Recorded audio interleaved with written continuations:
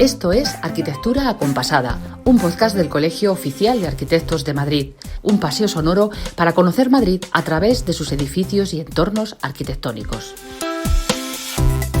Buenos días, buenas tardes o buenas noches, no importa qué hora sea para ti, estás a punto de descubrir algunos de los secretos mejor guardados de los edificios y entornos arquitectónicos de Madrid.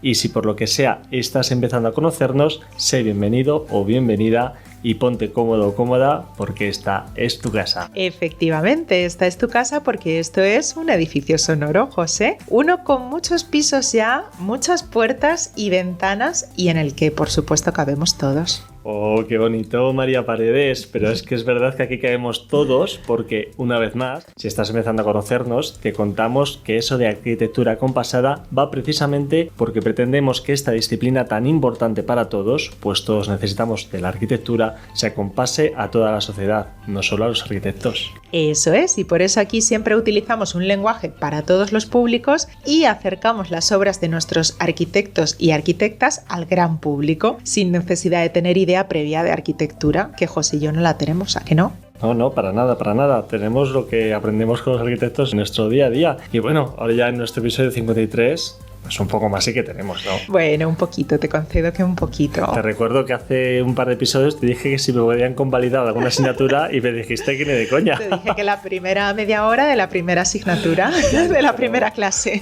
Yo creo que algo más, es alguna María de esas. Nada. Y eso que es verdad que aprendemos mucho, porque yo, por ejemplo, esta semana he aprendido de una obra que es moderna y tradicional al mismo tiempo y que me ha hecho además mucha ilusión visitar. Bueno, moderna y tradicional. Qué interesante. Sí, o en palabras del arquitecto con el que he acudido a ver esta obra, tiene continuidad arquitectónica por un lado, pero también discontinuidad con el entorno en el que está. Bueno, ya estamos complicándolo a tu manera, como siempre. Es verdad, te lo estoy poniendo muy difícil. Te diré entonces... Si esto para ti es una pista... mal vamos. No, y los oyentes están conmigo. Bueno, habría que hacer una encuesta, ¿eh? Te diré entonces que es un lugar al que todos los madrileños debemos ir al menos una vez en la vida. Lleva abierto justo un año, está de aniversario, pero ya es visita obligada para todos los gatos y gatas, José. Bueno, un lugar en el que los madrileños tenemos que ir al menos una vez en la vida. Como si fuera la Meca. Más o menos. La Meca madrileña. Más o menos. Pues no sé, es que hay tantas cosas que hacer en Madrid que solo una vez en la vida nos faltan vidas. ¿Una para empezar? No caigo. A estas horas no puedo poner a pensar porque, no sé, ir a comer un cocido madrileño, yo qué sé, en La Bola. Pues no es un cocido de La Bola, querido mío, porque estamos en un podcast de arquitectura, te lo recuerdo. Entonces esta es una visita arquitectónica. Te repito pistas, lleva un añito en funcionamiento y es un museo importante, importantísimo. Ah, es un museo, vale, entonces es más fácil. Si es un museo ya me va sonando. Pero ya bueno, te va sonando. Dejo. Sí. Y suena muy bien. Si es el que yo estoy pensando, suena muy bien. Pues seguro realmente que es el que tú estás pensando. ¡Ah, mira, qué listo! Ahí la ha estado. Efectivamente, ya no te hago sufrir más y te confirmo que he ido a la Galería de las Colecciones Reales. Bueno... pedazo de visita. Uno de los museos más importantes de este país, cuyo proyecto empezó hace ahora más de 20 años, José, y concluyó, como digo, el año pasado. En él se expone una buena parte de los tesoros de valor incalculable que ha poseído siempre la realeza, desde los reyes católicos hasta nuestros monarcas actuales del siglo XXI.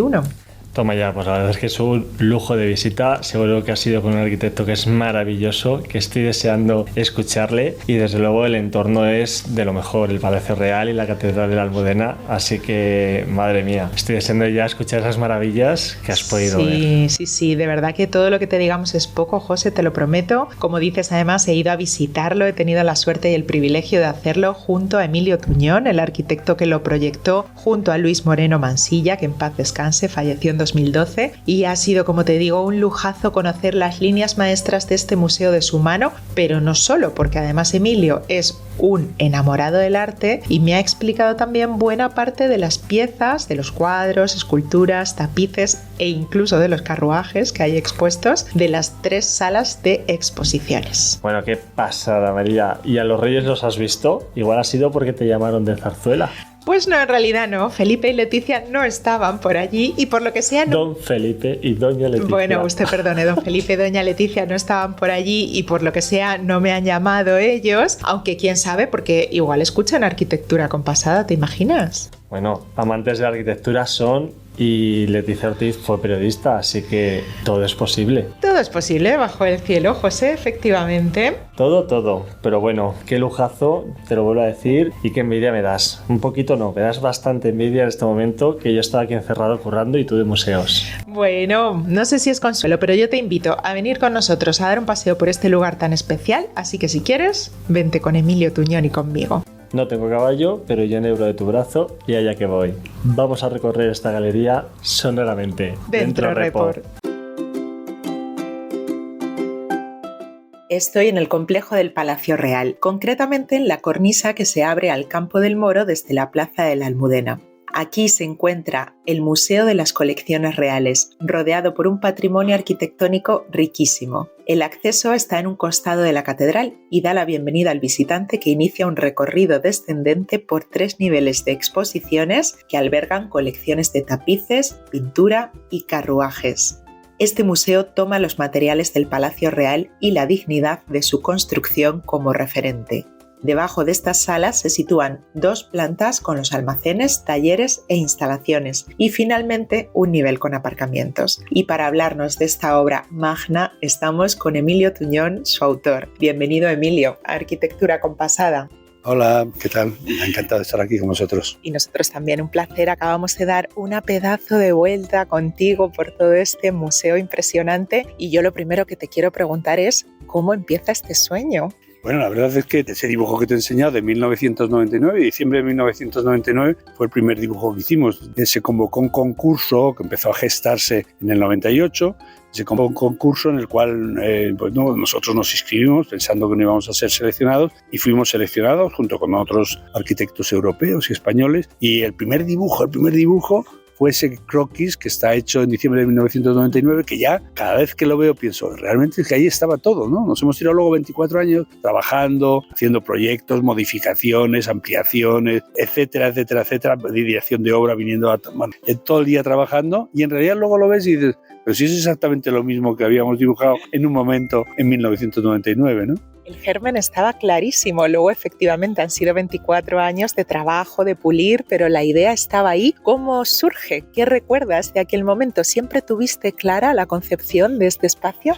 Sí, la verdad es que Luis Moreno Mansilla y yo trabajábamos pensando que este lugar era un lugar inacabado de la ciudad, ¿no? Yo creo que eso es lo más importante, explica totalmente el proyecto, ¿no? Era un lugar inacabado porque se había hecho, primero había estado la Alcazaba primero, luego la Alcázar, luego el Palacio Real, luego se había añadido la catedral, pero nunca había acabado de rematar, digamos, esta manzana real, esta manzana la más importante de Madrid, el principio y el final casi de la ciudad, ¿no? Y realmente era la oportunidad de finalizarla, ¿no? De rematarla, ¿no?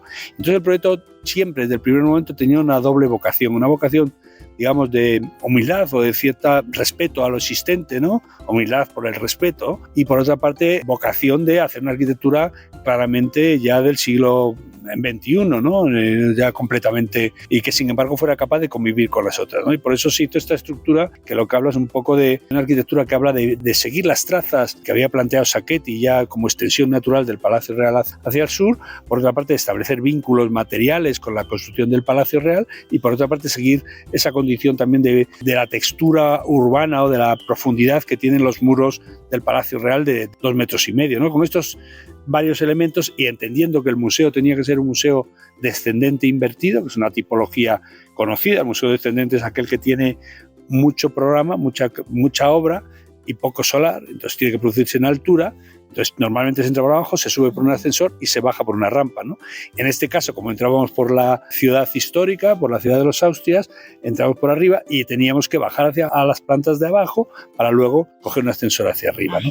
Este es el resumen, ¿no? Las dos ideas gestoras, por lo tanto, es completar una zona de la ciudad, siguiendo las trazas de Sacchetti, establecer vínculos materiales con lo existente y desarrollar un proyecto de museo descendente. Claro, es que precisamente lo que más nos llama la atención poderosamente a los profanos, que no sabemos de arquitectura, aunque nos gusta mucho, es esa continuidad arquitectónica con este entorno tan monumental. Eso me imagino, lo estás explicando en 2 minutos, pero tan fácil no debió de ser. Me imagino, claro, como dices, que los materiales jugaron un papel importantísimo ahí. Sí, o sea, en realidad toda arquitectura o toda la arquitectura se desarrolla como una oscilación entre la continuidad y la discontinuidad, ¿no? Uno tiene que elaborar qué cantidad de continuidad quiere establecer y qué cantidad de discontinuidad, ¿no? A nosotros nos interesaba la continuidad de las trazas, la continuidad material, la continuidad compositiva, ¿no? De las columnas del Palacio Real, ¿no? Que se ven desde el Retiro. Y sin embargo nos interesaba que la arquitectura fuera una arquitectura contemporánea, ¿no? Por eso el periodo, la distancia entre las columnas que hemos planteado es menor, ¿no? Y esa repetición mayor hace un sistema más abstracto, ¿no? Por eso hemos hecho una mezcla de arquitectura que es en cierto sentido figurativa y que se enlaza con la arquitectura histórica del Palacio Real y del entorno, y a la vez una arquitectura más abstracta, más contemporánea por esa repetición de los elementos estructurales en fachada. Es un espacio maravilloso por el que pasear durante un día entero si nos apetece, porque desde luego es muchísimo lo que hay que ver, y es un espacio con una altura muy palaciega también, ¿no? El propio museo tiene unas alturas impresionantes. Sí, hombre, yo creo que lo más bonito conceptualmente o perceptivamente, mejor dicho, es cuando uno entra en la plaza de la Almudena, que en realidad es la plaza de Armas, pero cuando llega por la plaza de la Almudena y ve un edificio pequeño, y al entrar, cuando entra, empieza a deslizarse hacia abajo por las rampas y encuentra que la sala de los Austrias pues tiene 8 metros, que la sala de los Borbones tiene también 6,5 metros y que la sala de Temporales tiene 6,5 metros, ¿no? Entonces, realmente esta gran escala que tiene es una escala que habla un poco de las infraestructuras, digamos, de la arquitectura de los Austrias y de los Borbones, ¿no? De la condición, digamos, muy infraestructural, y a la vez esa escala que yo creo que permite ubicar algunas piezas como los tapices, que son de gran dimensión, ¿no? En realidad nosotros planteamos que en el concurso planteamos que todas las plantas debían medir 6 metros, pero luego se nos pidió 2 metros más para poder los tapices en la sala de los Austrias que cupieran suficientemente, ¿no? ¿Y cuántos metros cuadrados son en total? Ahora mismo se van a quedar nuestros oyentes alucinados con esta bueno, cifra. En realidad constructivos, contando todas las zonas de instalaciones y de muro contención, son 50.000, pero vamos, en realidad son 40.000, de los cuales 20.000 es lo que ven los visitantes y otros 20.000 son los almacenes, ¿no? En realidad, los almacenes de un museo son tan importantes como los museos. Pensemos que aquí las colecciones reales son 270.000 piezas y sin embargo se exponen un poco más de 700, ¿no? O sea, tan importante son las 700 piezas que ven los visitantes como las 270.000 que están almacenadas en los almacenes, ¿no? Y en sitios reales, ¿no? Yo creo que esto es muy importante entender, ¿no? Que lo que se ve es una muy pequeña selección de lo que existe, ¿no? La punta del iceberg, sí, en cierto modo. Bueno, la punta del iceberg, que además tiene de interés que más o menos un tercio de la colección se irá cambiando, ¿no? Y de la colección expuesta, ¿no? Y digamos, permitirá a los visitantes, pues, cuando vengan en distintos momentos de distintos años, ver colecciones un poquito variadas. Desde luego las cifras son absolutamente de vértigo, Emilio, y para muchos este lugar es el museo más importante de España. Hay opiniones que lo consideran así. Desde luego uno de los más importantes es. En él hemos visto pinturas de Goya, de Caravaggio, de Velázquez, del Greco. ¿Sentiste el peso de la responsabilidad ante esta envergadura del proyecto? Pues totalmente, ¿no? Yo creo que todo el rato desde el primer día, desde este diciembre de 1999, estás todo el rato pensando si realmente funcionará, ¿no? Entonces realmente, claro, los arquitectos hacemos las cosas como creemos que se deben de hacer, con muchos técnicos, con muchos asesores, pero siempre tienes la duda de cómo funcionará, ¿no? Y bueno, yo creo que un año después de la inauguración, yo creo que ha sido un éxito, que la gente entiende muy bien el museo, que entiende muy bien la arquitectura, que entiende muy bien las colecciones, que entiende muy bien que no es un museo que quiera competir con el Prado, ¿no? Sino que es un museo al revés, que quiere hablar de la monarquía como coleccionista y enseñar un poco algo que pertenece a todos los españoles, que son tanto piezas de Goya, cuadros, esculturas, como maquetas, ¿no? Pero también elementos ornamentales y de arte suntuario muchísimo menor, ¿no? Que yo creo que es bonito ver este conjunto de cosas todas juntas que pertenecían y que nos hacen pertenecer o nos hacen rememorar un poco esa vida de la corte que ya no existe, ¿no?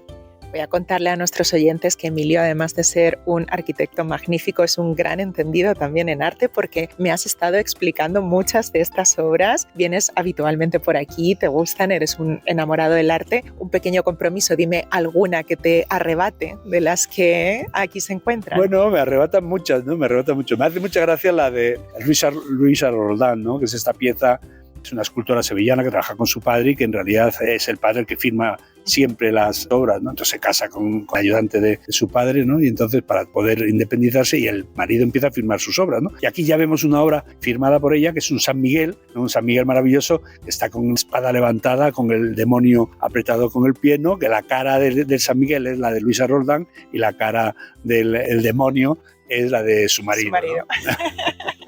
En este caso, una obra curiosísima. Invitamos a todo el mundo a que se fije cuando venga aquí a verla. Y también tenemos que aclarar eso, que son 3 salas, ¿verdad? Una es dedicada a los Austrias, otra a los Borbones y otra la exposición que va rotando, ¿no? Exactamente, ¿no? Yo creo que la sala de los Austrias es una sala con mucha estructura y se ve la condición también de constructores, ¿no? Y de guerreros de los Austrias y de, digamos, poderío, ¿no? Con el Escorial, ¿no?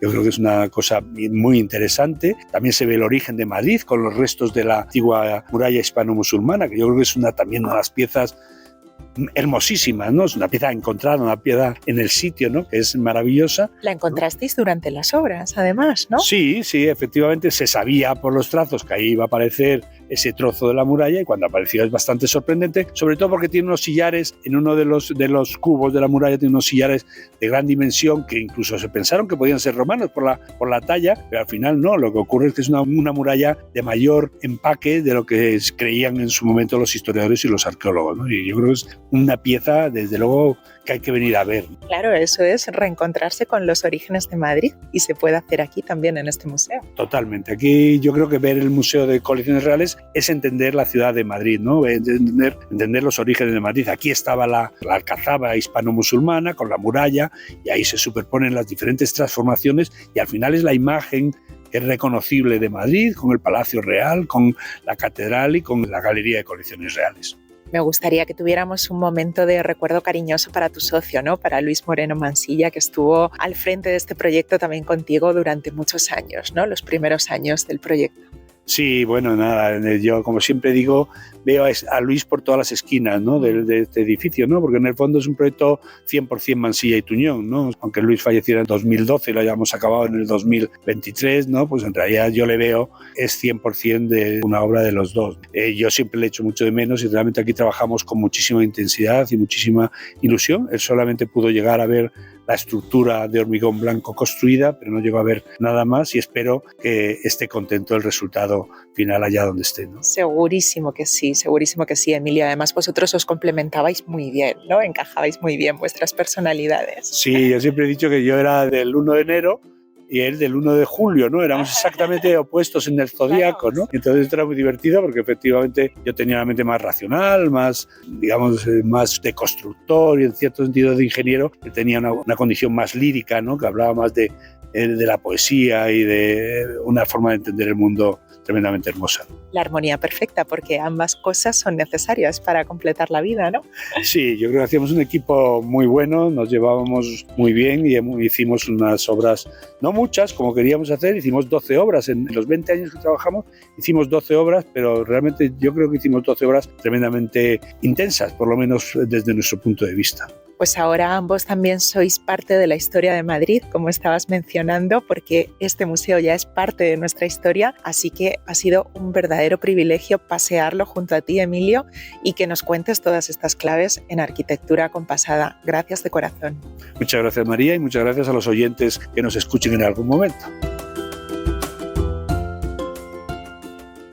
Pues querida María Paredes, lo dicho, qué gozada de museo y deseando estoy visitarlo ya y de disfrutar de las salas de exposición de los Borbones y de los Austrias y de esa sala temporal y de las vistas espectaculares que yo creo que son de las mejores de todo Madrid. Sin duda, José, tremendas vistas a toda la casa de campo y qué gozada también pasear por estas estancias tan altas, tan palaciegas. Me ha encantado. Nos ha encantado a todos y yo creo que les va a encantar a los que nos escuchen de aquí en adelante. Seguro. Pues nada, eso, nos ha encantado, en plural. Pues nada, qué buena carta de presentación este episodio 53. Muy bien, ¿y ahora qué? ¿Qué nos toca? ¿Qué hacemos? Pues ahora nos toca secretear un poco, ¿no? Pues secretemos.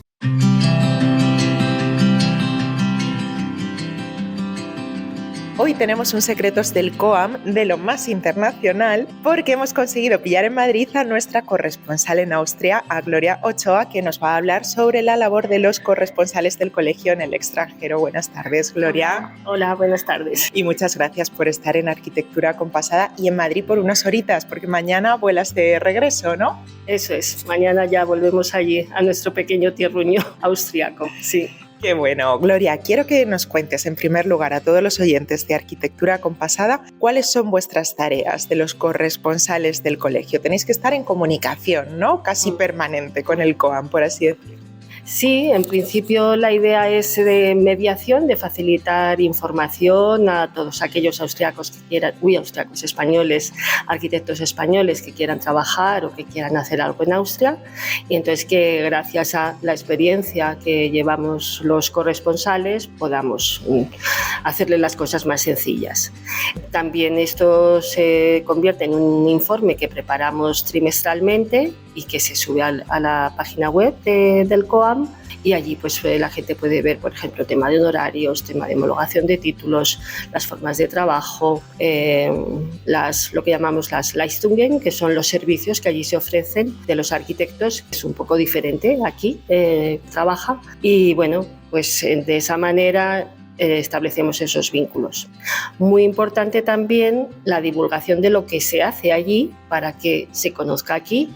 O sea, el intercambio, digamos, de información. Y en ese sentido, bueno, pues por casualidad casi, pues estoy organizando un tema que espero que salga en breve, vamos, en el mes de junio, un webinario en el que van a colaborar arquitectos que están bien trabajando aquí y que han ganado concursos como en Europan y tal, y trabajan, por ejemplo, en Viena, o bien arquitectos que han trabajado en firmas internacionales que hay en Austria y han subido escalones y están en posiciones pues muy buenas. Entonces, bueno, pues yo creo que eso son como dar una muestra de qué es lo que ocurre en Austria, que es un país que no se conoce tanto desde el punto de vista de la arquitectura en España. Claro, porque la profesión es la misma, pero me imagino que de un país a otro todas estas cuestiones que estabas comentando, la homologación, montar un estudio, trabajar por cuenta ajena, por cuenta propia, todo eso cambiará bastante, ¿no? Sí, la estructura de los estudios quizás sea un poco más grande que la que hay. Aquí hay unos cuantos estudios grandes, firmas muy competitivas, internacionales, y predomina mucho un autónomo más o menos pequeño, ¿no?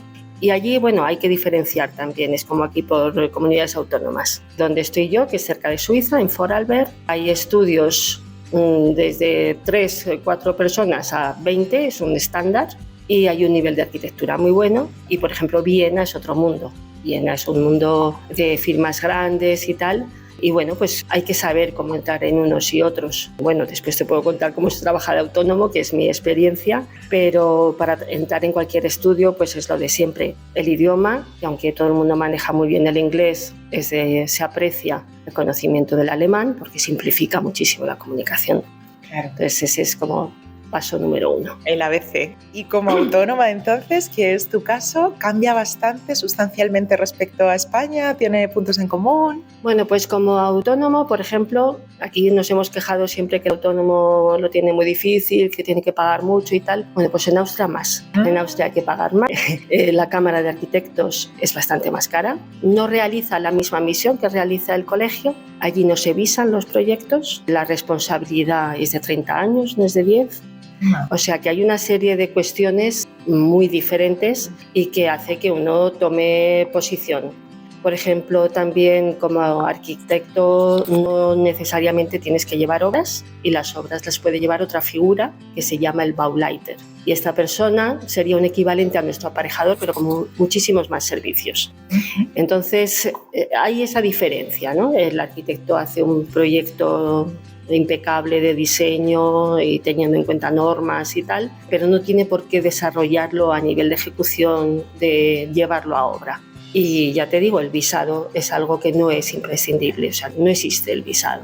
Claro, todas esas cosas, esos pormenores que pueden cambiar tanto de un país a otro y que seguro que para los arquitectos que lleguen nuevos al país, pues es una guía muy importante poder recurrir a vosotros. ¿Cómo lo hace? ¿Cómo existe ese cauce, ese puente de comunicación? Bueno, en principio, esta figura a la que yo me presenté a principios de año y tal, y que lleva circulando pues nada, 3 o 4 meses, ya es que a través del COAM, la gente que quiera trasladarse o hacer algo en Austria se ponga en contacto conmigo y yo le puedo informar en la medida de cuáles son los pasos que yo conozco a través mío y de otros compañeros. Entonces todo, digamos que circularía a través del COAM. Entonces tienen mi teléfono, tienen mi mail, páginas web y bueno, como te digo, a través del webinario sabrán un poco más ya de la experiencia directa de arquitectos y arquitectas que están en diferentes posiciones allí trabajando en Austria. Sois un poco los corresponsales, pero también los cicerones que dais la bienvenida al país. Qué importante y qué necesario, porque cuando llegamos a otro país, me imagino que tú lo viviste también cuando te trasladaste, es necesaria una ayuda, ¿no? También.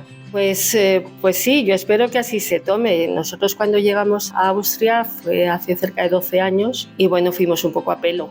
O sea que no teníamos un referente. Nosotros habíamos estudiado en Alemania el último curso de universidad, sabíamos por amigos alemanes algo de cómo funciona en Alemania, pero Austria no es Alemania, es otro mundo. Además estábamos muy cerca de Suiza y Suiza es otro mundo diferente. Entonces, bueno, los proyectos en Suiza son de una manera, la Cámara de Arquitectos de Suiza es otra, Austria, Liechtenstein, con quienes tenemos frontera, es otro mundo. Entonces, bueno, pues ese recorrido que hemos hecho, un poco de aprendizaje de qué hay que hacer en cada sitio para poder realizar nuestra profesión, pues lo ponemos un poco a servicio de quien quiera utilizarlo. Pues todo un beneficio, desde luego, que toda esa experiencia, todo ese rodaje esté ahora al servicio de los que lleguen allí novatillos, que seguro que lo agradecerán un montón. Así que nos ha encantado escucharte, Gloria Ochoa, corresponsal del COAM en Austria. Muchísimas gracias por hacer esta escala en Madrid para contarnos la importante labor que estás llevando a cabo. Muchas gracias a ti y nada, encantada. Y la verdad es que me ha encantado este viaje a Madrid, volver a retomar el contacto con el COAM, con colegas, con Fernando Landecho, con antiguos colaboradores, o sea, ha sido un gusto. Fenomenal, muchísimas gracias. A ti. No es por nada, pero creo que está quedando un episodio bastante redondo. María, qué interesante esta conversación con Gloria Ochoa, y queremos aprovechar para contaros que no solo tenemos corresponsales COAM en Austria, que en la página web tenemos en el apartado internacional, están ahí todos los designados, con lo cual podéis echar un ojito a ver dónde están nuestros compañeros allí, más allá de nuestras fronteras. A ver, tienes por ahí el listado, que yo sé que eres muy eficiente y seguro que lo tienes a mano. Pues sí, aquí lo tengo, mira, tenemos en Finlandia, tenemos en Alemania, tenemos en Canadá, Senegal, Suecia, Francia, Irlanda, Austria, Países Bajos, Suiza, Italia o Estados Unidos, entre otros. Y algunos más que están por llegar y que nos encargaremos puntualmente de contaros en nuestra sección Secretos del COAM. Pues ahí estaban todos esos países en los que el COAM tiene estos corresponsales que se encargan, como nos contaba Gloria, de tomar el pulso a la profesión en sus lugares de residencia y de informar luego puntualmente al colegio de los detalles legales y prácticos del ejercicio de la arquitectura. Son como espías buenos, ¿no, José? Como espías buenos, me ha encantado. Muy buen apunte.